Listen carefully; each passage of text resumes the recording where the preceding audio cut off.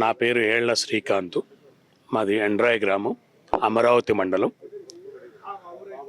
మా గ్రామం వచ్చేసేసి సెకండ్ విడతలో పోలింగ్కి వెళ్తున్నందుకు చాలా సంతోషంగా ఉన్నది. దాంతోపాటు నేను చెప్పదలుచుకుంది ఏమిటి అని అన్నది ఇప్పుడు క్లుప్తంగా నేను అడగవలసింది. అండ్ నా ఇన్పుట్స్, నాతో పాటు మా గ్రామ ప్రజల ఇన్పుట్స్ కొంతమంది మాత్రమే నాకు చెప్పున్నారు. అందరూ చెప్పున్నారని నేను అనుకోవట్లేదు. కొంతమంది మాత్రమే నాతో చెప్పున్నారు. వాళ్ళ ఇన్పుట్స్ తీసుకొని దాంతోపాటు నా అభిప్రాయాన్ని కూడా కలిపి నేను ఇప్పుడు వ్యక్తపరచడం జరుగుతుంది.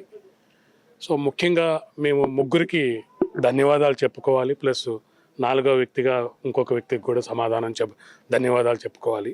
ఫస్ట్ ఆఫ్ ఆల్ సిబిఎన్కి మేము చాలా చాలా ధన్యవాదాలు చెప్పుకోవాలి. సిబిఎన్ ఈజ్ అపరచానికుడు అని ఎందుకంటారు అన్నది ఇప్పుడున్న పరిపాలనలో చూస్తే మీ అందరికీ తెలుస్తుంది.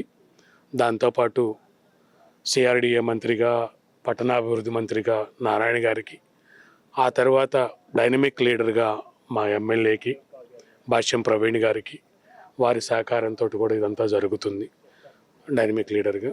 దాంతోపాటు మా గ్రామ అభివృద్ధి ఇన్ని సంవత్సరాలు ఉన్న ధర్మారావు గారికి, ప్లస్ మా దాంట్లో ఉన్న గ్రామ అభివృద్ధి దీంట్లో ఉన్న ఇప్పటి వరకు పాలు పంచుకున్న అందరి కార్యకర్తలకి అండ్ పెద్దలకి కూడా చెప్పుకోవాల్సిన విషయం ఉంది.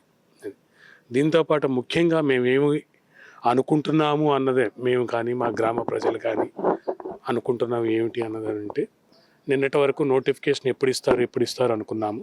ఆ నోటిఫికేషన్ కూడా ఈరోజు పబ్లిక్ పేపర్లో ప్రకటించేశారు. అది సరిపోయింది. దాంతోపాటు ముఖ్యంగా మిగతా ఏవి అడిగినా కానీ సిఆర్డిఏ గెజెట్ నోటిఫికేషన్లో లేవు కాబట్టి, ఆ యాక్ట్లో లేవు కాబట్టి ప్రతిదీ అడగాల్సిన అవసరం ఉంటుంది. అది అడిగినా కానీ ఇప్పుడు ఆ యాక్ట్లో వస్తుందో రాదో కూడా తెలియదు. ఎందుకంటే లైక్ ఎగ్జాంపుల్ ఒకటే, రైల్వే యాక్ట్ ఉంది. పట్టాలు అక్కడ పడేసి వెళ్తారు, గ్రావెల్ అక్కడ తోలెళ్తారు. దాన్ని ఇప్పుడు ఎవరు సవరించలేరు కదా, ఎవరు ఏమీ చేయరు. అట్లనే సిఆర్డిఏ యాక్ట్ కూడా ఒకటి చేశారు.